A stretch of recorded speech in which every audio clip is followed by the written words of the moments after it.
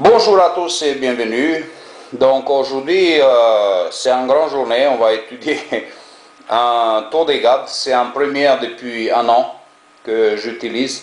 Bon, j'ai regardé un peu déjà l'autre tour des gardes hier quand on a utilisé pour le message subliminal. Mais donc, on va voir la même tour des gardes. Alors, ça m'a sauté une bonne idée. Je me suis dit pourquoi cette tour des gardes, c'est un poison mortel. Alors, cette tour des gardes, comme on a vu, il est plein, mais archi plein, des messages subliminaux, sont tous cachés. Et surtout, c'est que pour financer l'organisation, pour faire peur, comme dans tous les messages des sectes et des cultes. D'accord? Donc, ici, quand on commence le tour des gardes qui a été étudié, c'est un tour des gardes du mois de juillet qui devait être étudié entre les 28 août et 3 septembre. Alors, je reviens sur ça parce que c'est très intéressant comment il utilise ces messages subliminaux quand il dit l'organisation. Alors, comment utiliser nos biens matériels pour renforcer notre amitié avec Dieu. D'accord? Donc, déjà, ce message subliminal, qu'est-ce qu'il cache, ce message? Donc, il nous veut faire attention. Notre conscience, il va sur Dieu, mais la subconscience, qui ne va pas bien, il va attaquer la subconscience, c'est que le message caché ici, il dit, utilisez vos biens matériels pour renforcer votre amitié avec Dieu. C'est-à-dire, et comme on utilise le bien matériel, bien sûr qu'on donne à l'organisation. Alors, encore mieux, il dit, donnez votre argent à l'organisation pour renforcer votre amitié de Dieu. Vous imaginez quel vice se cache derrière. Même si ça jamais apparu dans la Bible. Hein. Vos biens matériels, comme je dis, Moïse, une fois dans sa vie, il a appelé que les Juifs, ils mettent tout l'or ensemble pour faire leur truc. Mais plus jamais après, hein. C'était une seule et unique moment. Et ben, les Juifs, ils ont toujours amené leurs biens matériels. Et à un moment donné, il a dit, maintenant, stop, parce qu'on ne sait plus quoi faire avec autant de choses. Hein. Voilà. Puis, il y a encore une deuxième question, il dit, que faire pour ne pas devenir esclave du système commercial de ce monde? Voilà, donc comme je dis hier, donc le message caché, bien sûr, c'était de se justifier eux-mêmes, hein, parce que eux ils disent voilà, esclaves du système commercial, et eux ils disent comment nous on va pas être des esclaves de ce monde commercial. Mais tous ces messages, c'est pas de nourriture spirituelle, ce n'est pas ça que le Christ il a demandé à ses disciples de parler de telles poubelles. Voilà.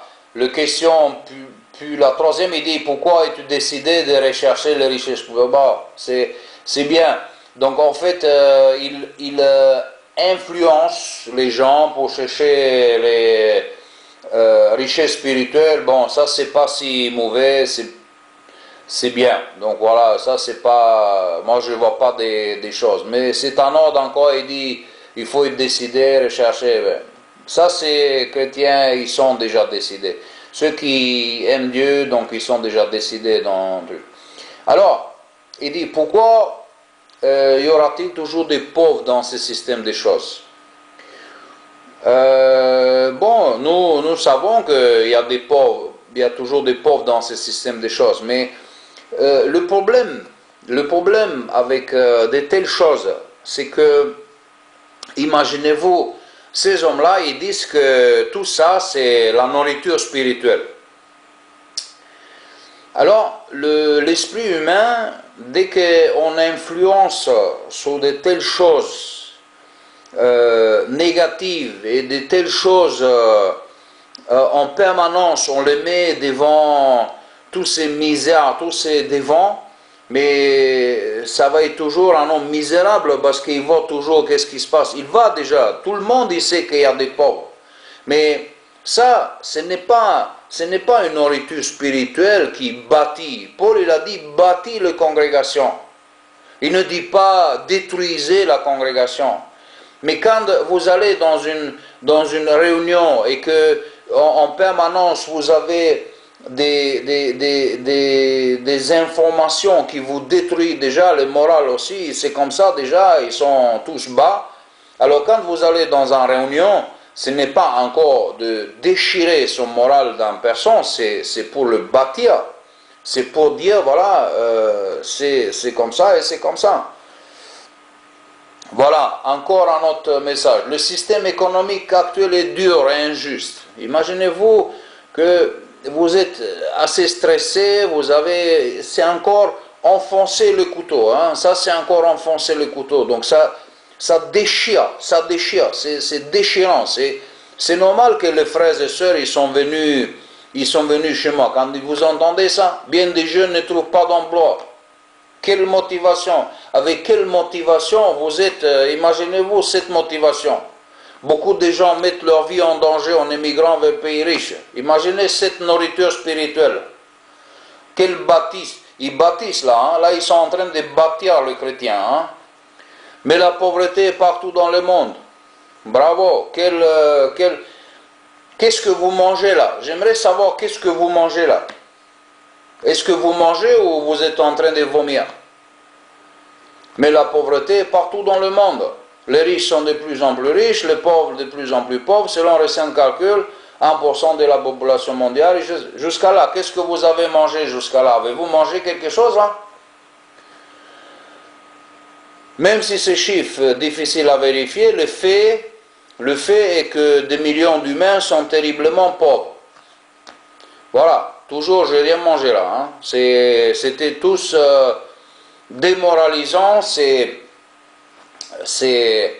la technique de secte. C'est qu'on le fait peur au monde pour voir que dehors il n'y a rien. Donc il faut toujours, en fait le message caché c'est que dehors c'est la catastrophe. En fait il vous dégoûte. Il dit voilà. Dehors, il n'y a rien à prendre. Hein? Donc, tu vas dehors, mais il n'y a rien à prendre. Hein?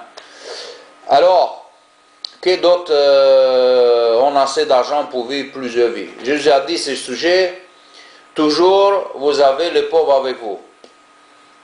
Là, vous êtes bâtis, là. Hein? Là, vous êtes tout de suite bâtis. Hein? Alors, la question, pourquoi y a-t-il de telles inégalités? Bon. Je ne sais pas si... Bon, ici c'est l'introduction. J'espère que c'est l'introduction. Allons-y. Jésus savait que le système économique du monde ne changerait pas avant la venue du royaume. D'après la Bible, le système commercial fait partie du monde de Satan, comme le système politique et religieux. Ça, je ne sais pas. D'après la Bible, le système commercial fait partie du monde de Satan, comme le système politique et religieux. Bon. Les vrais chrétiens peuvent se séparer complètement de la fausse politique, et de la fausse religion. Mais la plupart ne peuvent pas se séparer complètement du système commercial. Bon, ici, encore, il attire l'attention que c'est séparé du système commercial, mais eux-mêmes, ils sont impliqués dans toutes les affaires commerciales. Donc ici, c'est justifié parce que, voilà, ils disent, tout le monde il dit que nous sommes des gens méchants et que nous sommes dans le business, mais il dit aux membres qu'il faut se séparer, mais eux, ils sont là-dedans. Quelle honnêteté, hein? Voilà. Alors, troisième, il dit, quelles questions allons-nous examiner? Chaque chrétien devrait vérifier ce qu'il pense du système commercial de ce monde en se demandant comment puis-je utiliser mes biens matériels pour m'être fidèle à Dieu. Tout d'abord, ça, tout c'est... Voilà, comme je dis, que tout d'abord, tout ça, c'est une blabla. Tout ça, ce n'est pas une information qui va édifier le chrétien. Tout ça, c'est de intox, c'est du poison pour contaminer son esprit. Parce qu'ici, il n'y a rien de biblique là-dedans. C'est rien de nourriture spirituelle. Ça, c'est tout ça, c'est pour faire peur. Tout ça, c'est de contaminer la personne. Et c'est ce qui est très très intéressant chez eux, que même si par exemple vous avez le tour des gardes, déjà vous les utilisez à la maison, déjà vous les lisez une fois. Mais après, c'est la répétition. Comme on a dit, l'implantation de la parole de Dieu. Ils savent très bien, hein, les collèges centrales, ils savent très bien comment l'implantation des paroles, il pourra peut-être le servir. Mais ce n'est pas la parole de Dieu qui l'implante. Car ils savent qu'avec la répétition, tout ça, cette doctrine poubelle de l'organisation, toujours l'organisation, comment utiliser le bien matériel pour l'organisation, comment donner son argent, comment donner son temps, etc. Et donc en fait, c'est l'esclavage. Le collège central, ce qu'il cherche, c'est des hommes gratuits, qui travaille gratuitement, et en plus, il va travailler, il ramène même son argent et son temps et tout il laisse là-bas. Hein? Donc, la répétition ici, que déjà même le chrétien, je ne sais pas si c'est des chrétiens, les témoins de Jéhovah, ils ont étudié leur tour des gardes déjà à la maison, mais après encore, il y a une répétition dans la salle. C'est-à-dire encore un brainwash, encore un lavage de cerveau, qui ne s'arrête pas, et ça continue, on continue encore une fois à lire toutes ces poubelles pour qu'on attire l'attention de se focaliser. Il faut encore répéter pour que le lavage du cerveau, ça passe par tous ces textes qu'on a écrits là. Donc tout ce qu'il écrit, toutes ces poubelles encore qu'il écrit, il faut que ça soit tous les jours encore répété. Vous lisez à la maison, plusieurs fois déjà parce que vous étudiez, et puis encore dans la salle. Déjà, vous avez lu combien de fois à la maison? Alors encore une fois, il faut le lire dans la salle. Déjà, c'est n'importe quoi. Mais ça, c'est pour indoctriner. Ça, c'est la technique d'indoctrination. Parce que si, par exemple, vous auriez eu quelles questions allons-nous examiner, bon, ils auraient dit, voilà, on laisse plus de temps pour que les gens puissent répondre. Chacun, il a fait sa réponse. Mais non. Votre réponse, il n'a pas si d'importance que de le lire, que de laver le cerveau. C'est que le cerveau, il est toujours infusé ce message. Voilà.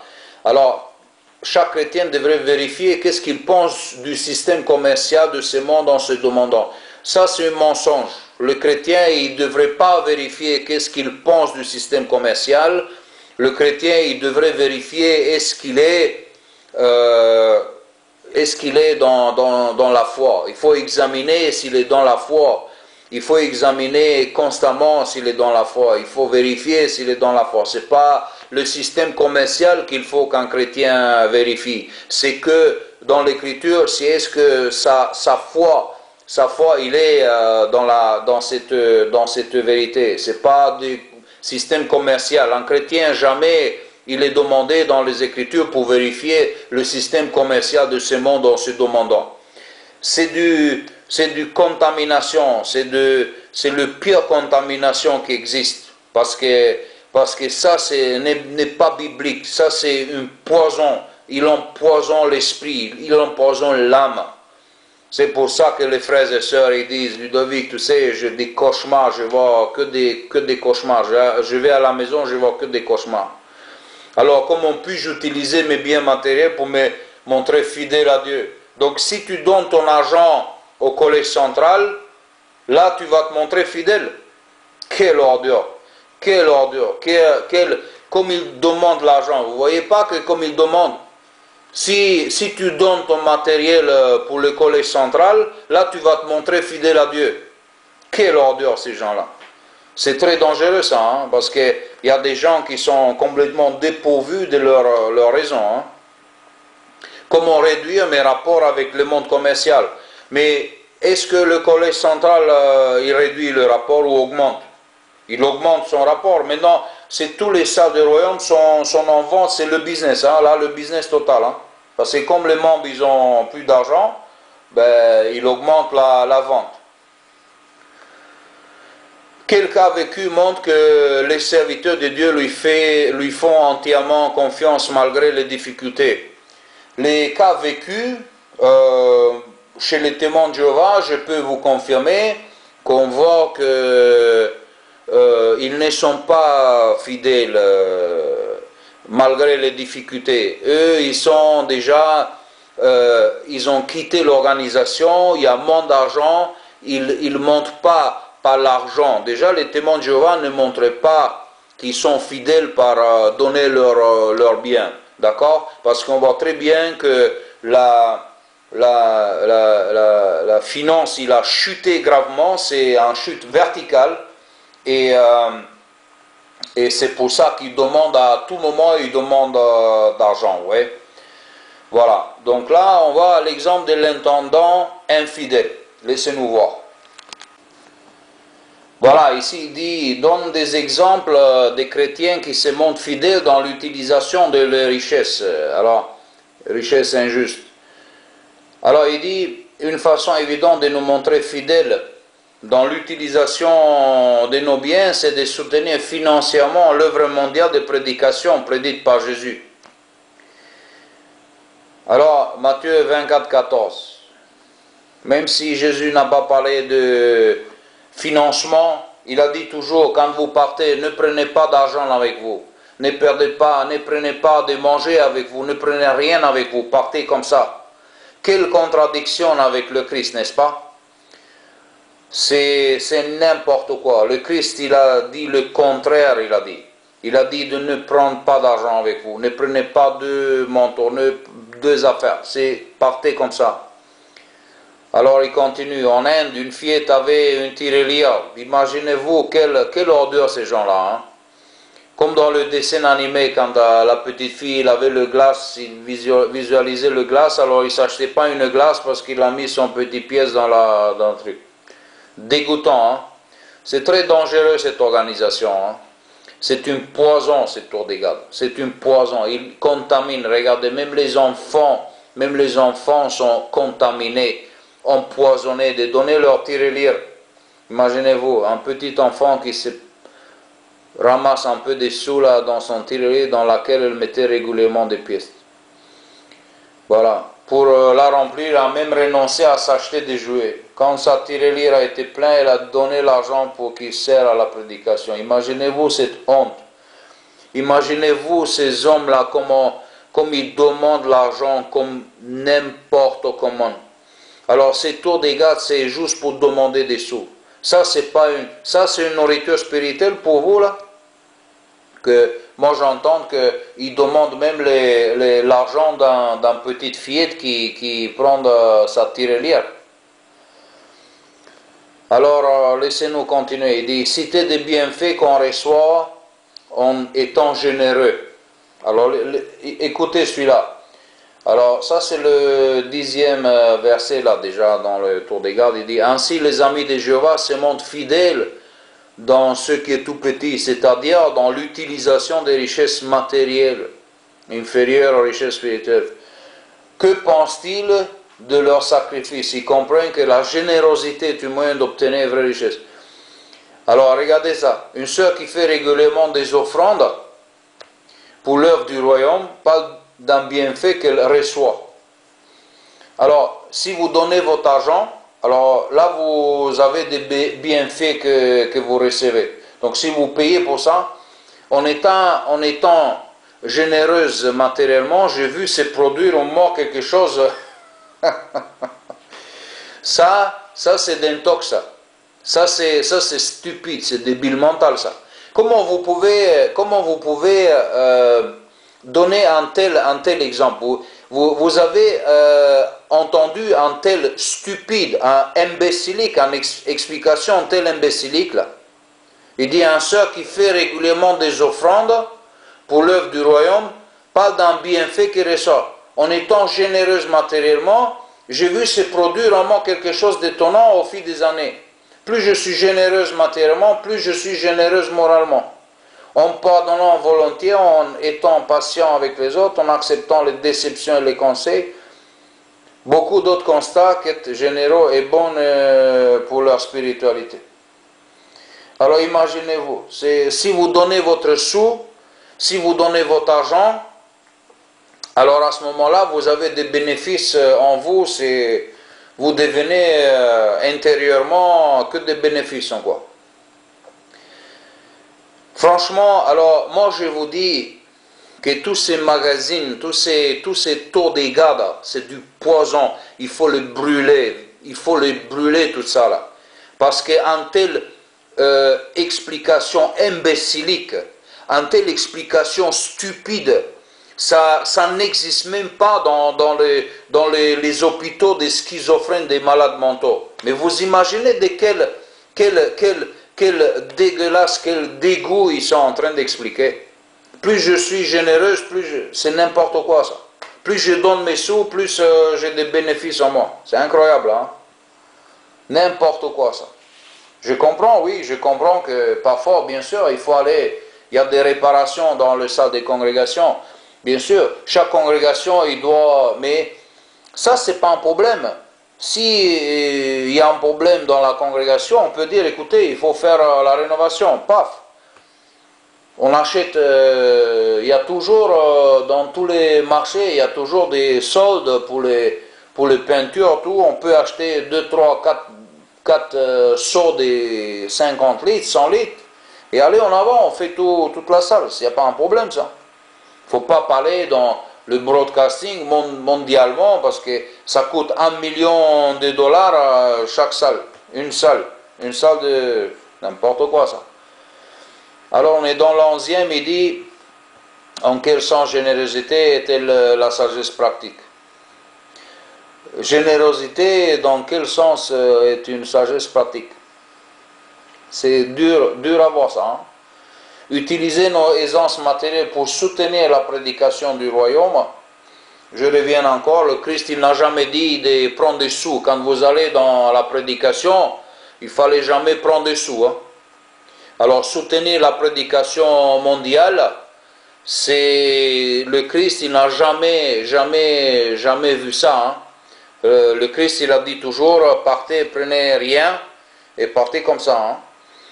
Alors, utiliser notre aisance matérielle pour soutenir la prédication du royaume, c'est aussi faire preuve de sagesse pratique. Si donc nous avons les moyens de ce monde, mais que nous ne pouvons pas entreprendre le service à plein temps,